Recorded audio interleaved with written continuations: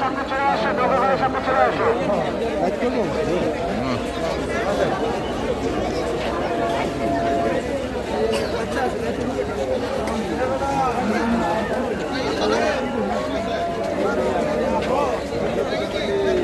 Light করবো না না আমার সমানকে আসলে দেবেন না।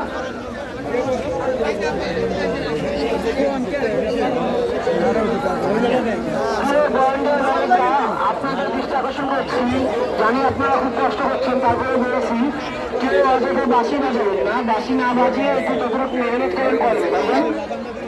বাসি বাজারে পরিবেশ নষ্ট, বাচ্চাদের অসুবিধা, সবাই অসুবিধা হচ্ছে।